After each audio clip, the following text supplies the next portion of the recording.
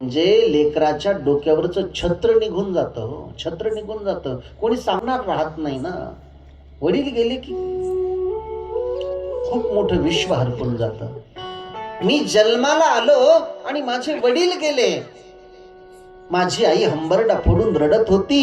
एकीकडे वडिलाचं प्रेत, एकीकडे मी छोटासा. माझी आई जिवंत राहिली ती फक्त आणि फक्त माझ्यासाठी. नारदजी सांगतात, फक्त माझ्यासाठी. माझ्या आईनं माझ्याकडे पाहिलं आणि माझी आई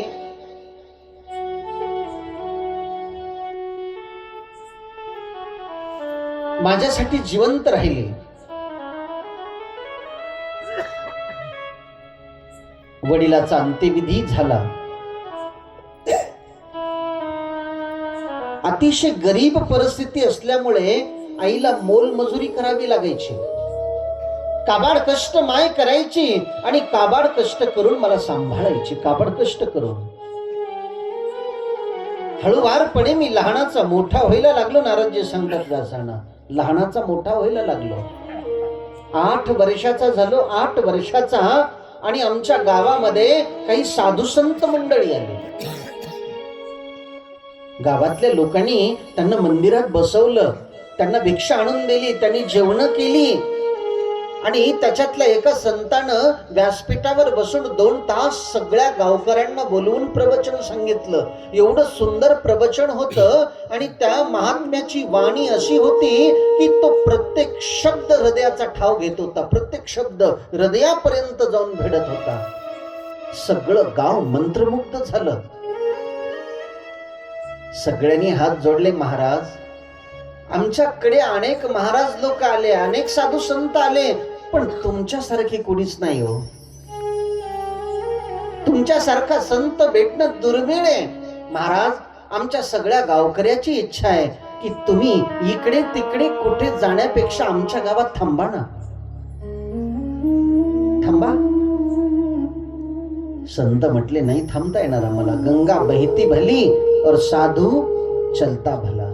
गंगेने एका ठिकाणी थांबून चालत नाहीये, तसं साधूला एका ठिकाणी थांबून चालत नाहीये. त्याला आज एका गावला, उद्या दुसऱ्या गावला, परवा तिसऱ्या गावला ज्ञानाचा उपदेश देत देत देत देत फिरावं लागतं, भ्रमण करावं लागतं. मला नाही थांबता येणार. सगळ्या लोकांना विनंती केली, महाराज चातुर्मास थांबाव, 4 महिने थांबा. 4 महिने. पावसाचे दिवस होते, गाव चांगलं होतं, लोक चांगली होती. आणि मग साधून विचार केला, चला चला तर ठीक आहे, थांबू. लोकांनो, तुमचं गाव चांगलं दिसतं, 4 महिने व्यवस्था होईल का आमची तुमच्याच्याने? देवाची व्यवस्था करणं सोपी आहे, पण साधूची व्यवस्था करणं सोपी नाहीये.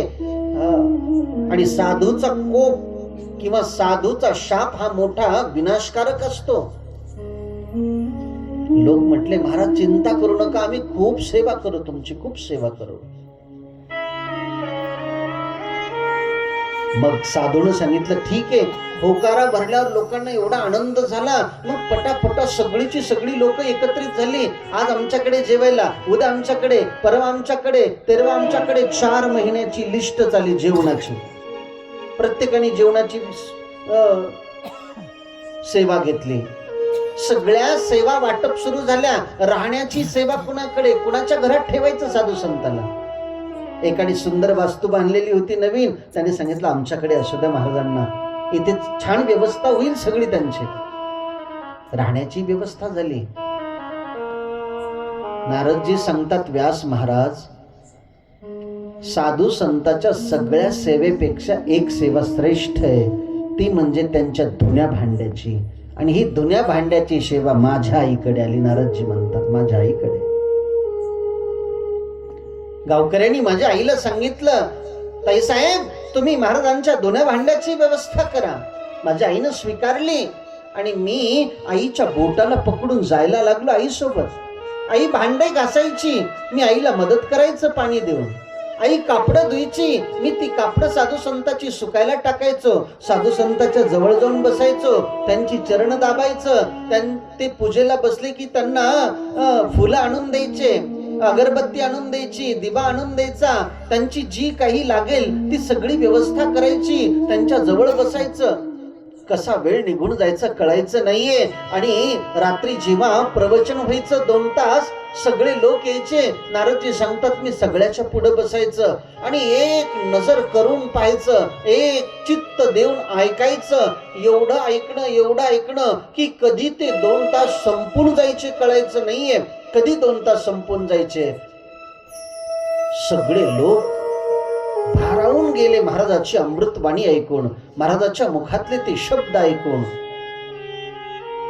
आणि बोलता बोलता, कथा ऐकता ऐकता दिवस संपत आले.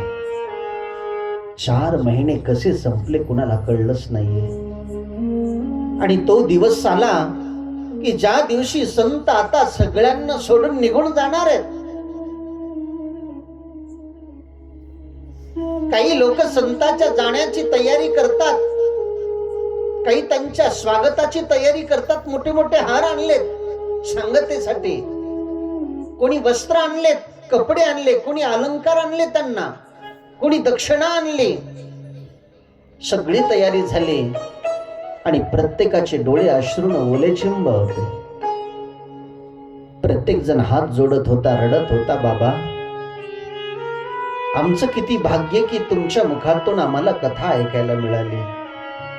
आता तुम्ही आमचं गाव सोडून जाणार, आता कधी भेट होणार हो बाबा, थांबा ना आमच्या गावात, थांबा ना आमच्या गावात. संतानं सांगितलं नाही बाबा, आम्हाला नाही थांबता येणार, एका जागेवर जास्त वेळ नाही थांबता येत, आम्हाला पुढेही जाणं आहे, पुढेही भक्तीचा प्रचार प्रसार करायचा आहे, एका जागेवर नाही थांबता येत आम्हाला. लोक रडायला लागले, स्त्रिया रडायला लागल्या, पुरुष रडायला लागले, वृद्ध बाल अबाल सगळेची सगळे रडतायत. नारदजीने सांगितलं मी तर हंबरडा फोडला. एका महाराजाच्या चरणाला विळकी घातली, बाबा मला तुमच्या सोबत यायचंय, मला तुमच्या सारखं बनायचंय, मला घरी ठेवू नका. तर संतानं सांगितलं बाळा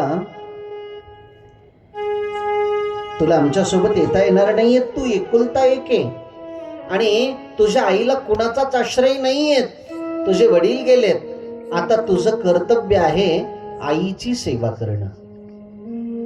आईची सेवा ही सर्वतोपरी आहे, ही सर्वश्रेष्ठ सेवा आहे. नारदजी म्हणतायत व्यास महाराज माझा नाविलाज झाला, मी महाराजांना खूप विनंत्या केल्या, तेव्हा महाराजांनी मला गुरुदीक्षा दिली. पवित्र तुळशीची माळ माझ्या गळ्यामध्ये टाकली आणि मला मंत्र दिला. मंत्र, बाळ या मंत्राचा जप कर, तुझं कल्याण होईल. संत निघून गेले, कथा संपली. आमच्या गावामध्ये सगळ्यांनी कथा ऐकली. त्या दिवसापासून कोणी कोणाशी भांडत नाही, कुणाचं कुणाशी वैर नाही, सगळेची सगळे हरीच्या भक्तीमध्ये तत्पर झाले, प्रभू भक्तीमध्ये एकरूप झाले, सगळे भगवत भजनाचा आनंद घेतायत, एकमेकाला ऐकलेली कथा पुन्हा पुन्हा सांगतायत. अरे महाराजांनी असं सांगितलं होतं ऐक, महाराजांनी हे चरित्र सांगितलं होतं ऐक, महाराजांनी ते चरित्र. सगळा आनंदी आनंद होता. मी घरी येऊन मोठ्या आईची सेवा करायला लागलो मोठ्या आनंदाने.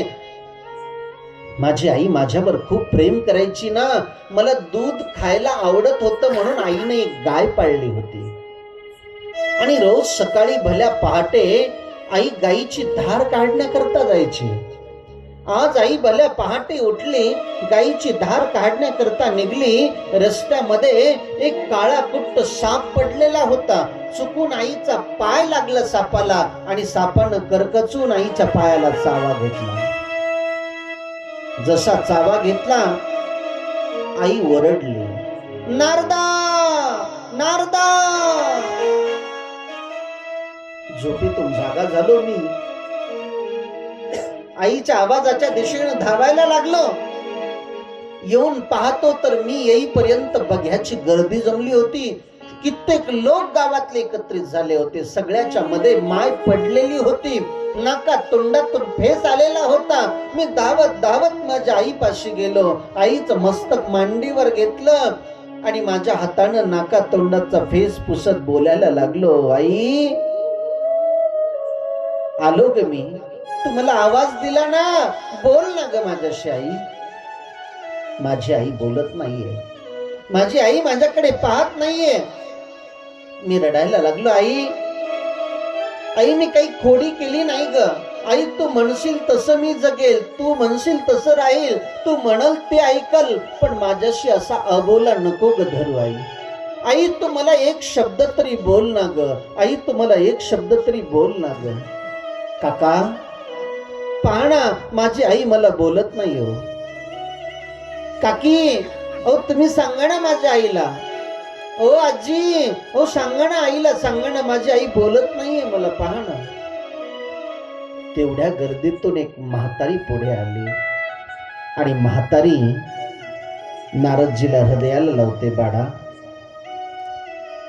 आता तुझी आई तुला कधीच बोलणार नाहीये, ती तुझ्याकडे कधीच पाहणार नाहीये, कारण ती आता या मृत्यू लोकात राहिलीच नाहीये. ती आपल्या सगळ्याला सोडून स्वर्गाला गेलीये.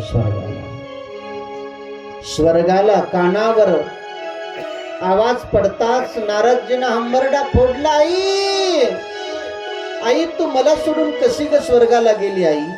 आई तुझ्याशिवाय माझं कोणी या जगतामध्ये, कोण कुणाची मावशी, कोण कुणाची मामी, कोण कुणाची बहीण, या जगतामध्ये आई शिवाय कोणीच नाहीये. नारदजी हंबरडा फोडतात. जरा वरती हात करूया. कशाला गेली आई तू स्वर्गाला, कोण वाकवेल तुझ्या या बाळाला. कशाला गेली आई तू स्वर्गाला, हे आई कोण वाकवेल तुझ्या या बाळाला. हो कशाला गेली आई तू स्वर्गाला, कोण वाकवेल तुझ्या या बाळाला. कशाला गेली आई तू स्वर्गाला, कोण वाकवेल तुझ्या या बाळाला. 9 महिने 9 दिवस कष्ट केले ग आई, तुझ्या विना या जगात कोणी नाही ग. हे आई 9 महिने 9 दिवस कष्ट केले ग आई, तुझ्या विना या जगात कोणी नाही ग. सोडून गेली तुझ्या चकुऱ्याला, सोडून गेली तुझ्या बछड्याला. कोण वाकवेल तुझ्या या बाळाला. कशाला गेली आई तू स्वर्गाला, कोण वाकवेल तुझ्या या बाळाला. हो कशाला गेली आई तू स्वर्गाला, कोण वाकवेल तुझ्या या बाळाला. कशाला गेली आई तू स्वर्गाला, कोण वाकवेल तुझ्या या बाळाला. कुणाची मामा, कुणाची मावशी, कुणाची बहीण ग हे आई आई, तुझ्या विना या जगात कोणी नाही ग.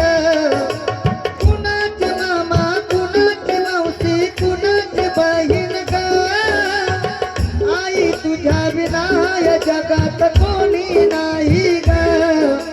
सोडून गेली तुझ्या बछड्याला, सोडून गेली तुझ्या चकुऱ्याला. कोण वाकवेल तुझ्या या बाळाला. कशाला गेली आई तू स्वर्गाला, कोण वाकवेल तुझ्या या बाळाला. हो कशाला गेली आई तू स्वर्गाला, कोण वाकवेल तुझ्या या बाळाला.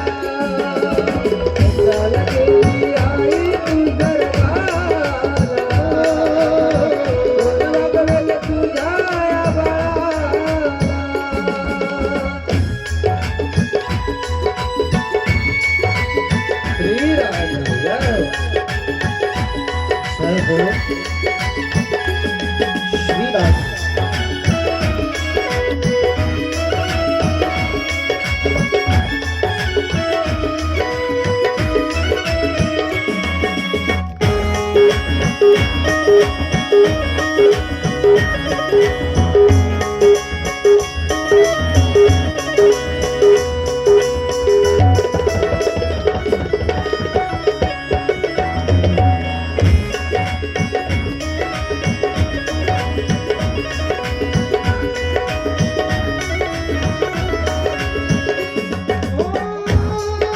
स्वामी तिने जगाला आई दिनाधिकारी आईची माया या जगाला कुठेच मिळणार नाही स्वामी तिने जगाला आई दिनाधिकारी आईची माया या जगाला कधीच कळणार नाही सोडून गेली तुझ्या लाडक्याला सोडून गेली तुझ्या बछड्याला कोण वागवेल तुझ्या या बाळाला कशाला गेली आई तू स्वर्गाला कोण वागवेल तुझ्या या बाळाला कशाला गेली आई तू स्वर्गाला कोण वागवेल तुझ्या या बाळाला कशाला गेली आई तू स्वर्गाला कोण वागवेल तुझ्या या बाळाला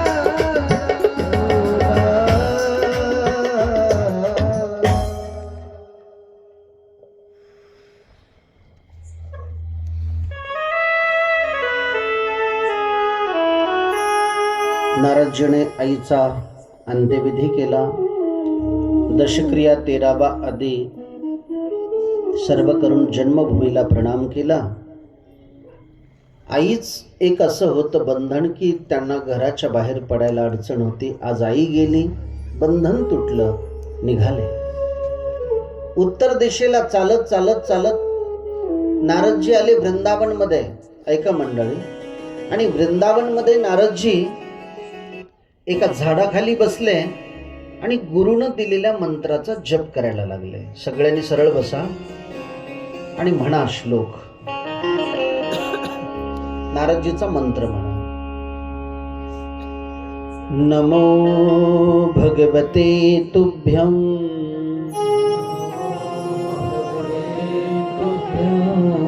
वासुदेवाय धीमहि वासुदेवाय प्रद्युम्नाय अनिरुद्धाय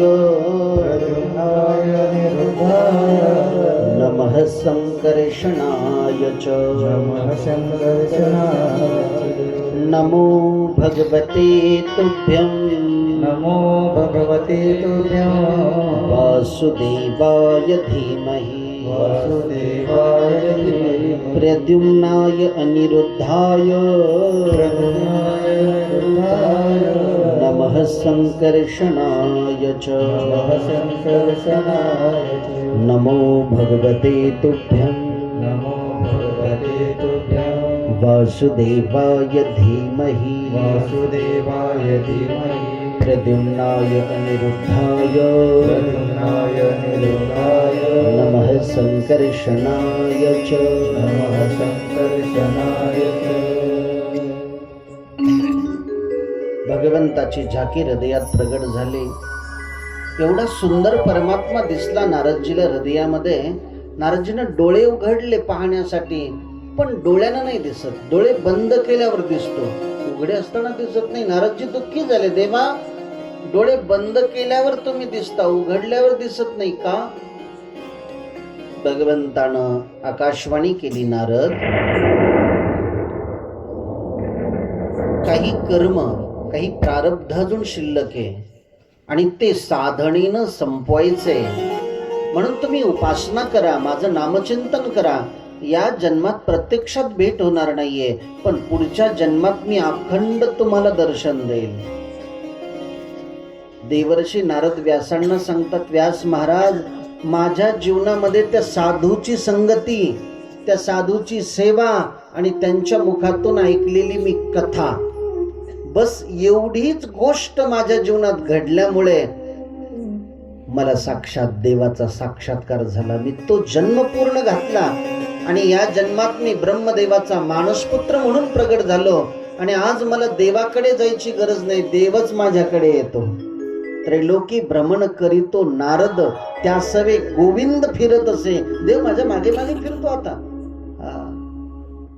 ही सगळी शक्ती साधूच्या सेवेची आणि श्रीमद भागवत कथा श्रवणाची आहे.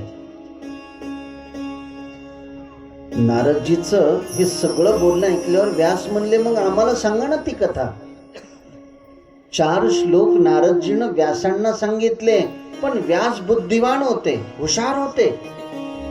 आणि हुशार माणसं एवढ्या गोष्टीचं एवढं करतात, हे की नाही. आणि मग व्यासानं लेखणी घेतली आणि लिहायला सुरुवात केली.